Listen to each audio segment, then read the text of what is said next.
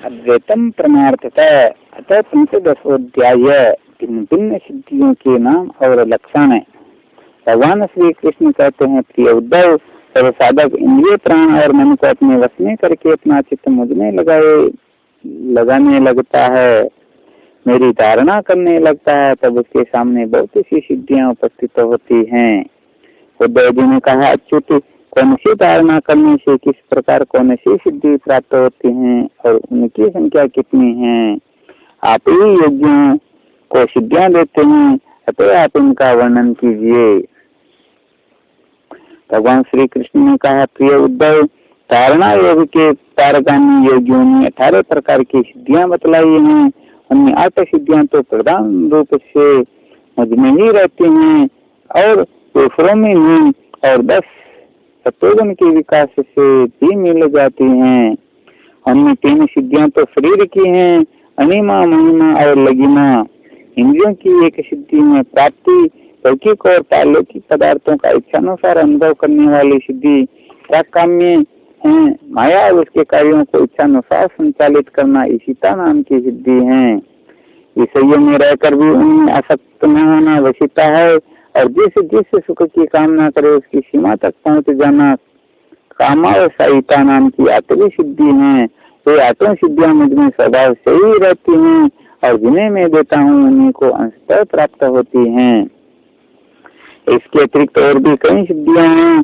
शरीर में भूख प्यास आदि वेगों का न होना, बहुत दूर की वस्तु देख लेना और बहुत दूर की बात सुन लेना, मन के साथ ही शरीर का उस स्थान पर पहुंच जाना, जो इच्छा हो वही रूप बना लेना, दूसरे शरीर में प्रवेश करना, जब इच्छा हो तभी शरीर छोड़ना, अप्सराओं के साथ होने वाली देव क्रीड़ा का दर्शन, संकल्प की सिद्धि, सब जगह सबके द्वारा बिना न्यूनता की आज्ञा पालन, 10 सिद्धियां सत्वगुण के विशेष विकास से होती हैं। तो भविष्य और वर्तमान की बात जान लेना, शीत उष्ण सुख दुख और राग द्वेष आदि द्वंद्वों के वश में न होना, दूसरे के मन आदि की बात जान लेना, अग्नि सूर्य जल विष आदि की शक्ति को स्तंभित कर देना और किसी से भी पराजित न होना, ये 5 सिद्धियां भी योगियों को प्राप्त होती हैं। प्रिय उद्धव, योग धारणा करने से जो सिद्धियां प्राप्त होती हैं उनका मैंने नाम निर्देश के साथ वर्णन कर दिया। अब किस धारणा से कौन सी सिद्धि कैसे प्राप्त होती है यह बतलाता हूँ, सुनो। प्रिय उद्धव, पंचभूतों की सूक्ष्मतम मात्राएं मेरा ही शरीर है। जो साधक केवल मेरे उसी शरीर की उपासना करता है और अपने मन को तदाकार बनाकर उसी में लगा देता है, अर्थात मेरे तन्मात्रात्मक शरीर के अतिरिक्त और किसी भी वस्तु का चिंतन नहीं करता, उसे अनिमा नाम की सिद्धि अर्थात पत्थर की चट्टान आदि में प्रवेश करने की शक्ति अनुता प्राप्त हो जाती है। मैं तत्व के रूप में मैं ही प्रकाशित हो रहा हूँ और उस रूप में समस्त व्यवहारिक ज्ञानों का केंद्र हूँ। तो मेरे उस रूप में अपने मन को मैं त्वाकार करके तन्मय कर देता है, उसे महिमा नाम की सिद्धि प्राप्त होती है। और इसी प्रकार आकाश आदि पंचभूतों में जो मेरे ही शरीर हैं, अलग अलग मन लगाने से उनकी महत्ता प्राप्त हो जाती है। यह भी महिमा सिद्धि के ही अंतर्गत है। जो योगी वायु आदि 4 भूतों के परमाणुओं को मेरा ही रूप समझकर चित्त को तदाकार कर देता है, उसे लघिमा सिद्धि प्राप्त हो जाती है। उसे परमाणु रूप काल के समान सूक्ष्म वस्तु बनने का सामर्थ्य प्राप्त हो जाता है। तो सात्विक अहंकार को मेरा स्वरूप समझकर मेरे उसी रूप में चित्त की धारणा करता है, वह समस्त इंद्रियों का अधिष्ठाता हो जाता है। मेरा चिंतन करने वाला भक्त इस प्रकार प्राप्ति नाम की सिद्धि प्राप्त कर लेता है। जो पुरुष मैं तत्वादिनामी सूत्रात्मा में अपना चित्त स्थिर करता है, उसे मुझ अव्यक्त जन्म सूत्रात्मा की प्राकाम्य नाम की सिद्धि प्राप्त होती है, जिससे इच्छानुसार सभी भोग प्राप्त हो जाते हैं। जो त्रिगुणमयी माया के स्वामी मेरे काल स्वरूप विश्वरूप की धारणा करता है, शरीरों और जीवों को अपनी इच्छानुसार प्रेरित करने की सामर्थ्य प्राप्त कर लेता है। इस सिद्धि का नाम ईशित्व है। जो योगी मेरे नारायण स्वरूप में, जिसे सूर्य और भगवान भी कहते हैं, मन को लगा देता है, मेरे स्वाभाविक गुण उसमें प्रकट होने लगते हैं और उसे वशीता नाम की सिद्धि प्राप्त हो जाती है। निर्गुण ब्रह्म भी मैं ही हूँ। जो अपना निर्मल मन मेरे इस ब्रह्म स्वरूप में स्थित कर लेता है, उसे परमानंद स्वरूप में कामावसायिता नाम की सिद्धि प्राप्त होती है। इसके मिलने पर उसकी सारी कामनाएं पूर्ण हो जाती हैं, समाप्त हो जाती हैं। प्रिय उद्धव, मेरा वह रूप जो श्वेत द्वीप का स्वामी है, अत्यंत शुद्ध और धर्ममय है, तो इसकी धारणा करता है वह भूख प्यास जन्म मृत्यु और शोक मोह इन छह उर्मियों से मुक्त हो जाता है और उसे शुद्ध स्वरूप की प्राप्ति होती है। मैं ही समष्टि प्राण रूप आकाश आत्मा हूँ, तो मेरे इस स्वरूप में मन के द्वारा अनाथ नाद का चिंतन करता है, अदूर श्रवण नाम की सिद्धि से संपन्न हो जाता है और आकाश में उपलब्ध होने वाली विविध प्राणियों की बोली समझ सकता है। जो योगी नेत्रों को सूर्य में और सूर्य को नेत्रों में संयुक्त कर देता है और दोनों के संयोग में मन ही मन मेरा ध्यान करता है, उसकी दृष्टि सूक्ष्म हो जाती है, उसे दूरदर्शन नाम की सिद्धि प्राप्त होती है और वह सारे संसार को देख सकता है। मन और शरीर को प्राणवायु के सहित मेरे साथ संयुक्त कर दे और मेरी धारणा करे तो इससे मनोदय नाम की सिद्धि प्राप्त हो जाती है। इसके प्रभाव से वह योगी जहाँ भी जाने का संकल्प करता है, वहीं उसका शरीर उसी क्षण पहुंच जाता है। इस समय योगी मन को उपादान कारण बनाकर किसी देवता आदि का रूप धारण करना चाहता है, तो वह अपने मन के अनुकूल ऐसा ही रूप धारण कर लेता है। इसका कारण यह है कि उसने अपने चित्त को मेरे साथ जोड़ दिया है। जो योगी दूसरे शरीर में प्रवेश करना चाहे, वह ऐसी भावना करे कि मैं उसी शरीर में हूँ।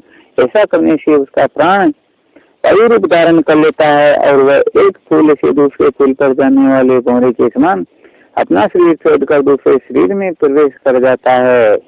योगी को यदि शरीर का परित्याग करना हो तो यदि से गुदा द्वार को दबाकर प्राण वायु को क्रमशः हृदय, वक्षस्थल, कंठ और मस्तक में ले जाए, फिर ब्रह्मरंध्र के द्वारा उसे ब्रह्म में लीन करके शरीर का परित्याग कर दे। यदि उसे देवताओं की विहार स्थल में क्रीड़ा करने की इच्छा हो तो मेरे शुद्ध सत्वमय स्वरूप की भावना करे। ऐसा करने से सत्वगुण की अंश स्वरूपा सूर्य सुंदरियां विमान पर चढ़कर उसके पास पहुंच जाती हैं। जिस पुरुष ने मेरे सत्य संकल्प स्वरूप में अपना चित्त स्थिर कर दिया है, उसी के ज्ञान में संलग्न है, वह अपने मन से जिस समय जैसा संकल्प करता है उसी समय उसका वह संकल्प सिद्ध हो जाता है।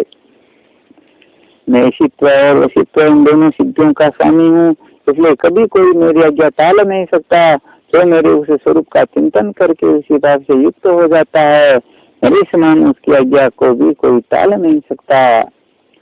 इस योगी का चित्त मेरी धारणा करते करते मेरी भक्ति के प्रभाव से शुद्ध हो गया है। उसकी बुद्धि जन्म मृत्यु आदि अदृष्ट विषयों को भी जान लेती है और तो क्या भूत भविष्य और वर्तमान की सभी बातें उसे मालूम हो जाती हैं। जैसे जल के द्वारा जल में रहने वाले प्राणियों का नाश नहीं होता, ऐसे ही जिस योगी ने अपना चित्त मुझ में लगाकर शिथिल कर दिया है, उसके योग में शरीर को अग्नि जलादि कोई भी पदार्थ नष्ट नहीं कर सकते। जो पुरुष शरीर आदि चिन्ह और शंख गदा चक्र पद्म आदि आयुधों से विभूषित तथा ध्वजा छत्र चमर आदि से संपन्न मेरे अवतारों का ध्यान करता है, वह अजय हो जाता है। इस प्रकार जो विचारशील पुरुष मेरी उपासना करता है और योग धारणा के द्वारा मेरा चिंतन करता है, उसे वे सभी सिद्धियां पूर्णतः प्राप्त हो जाती हैं जिनका वर्णन मैंने किया है।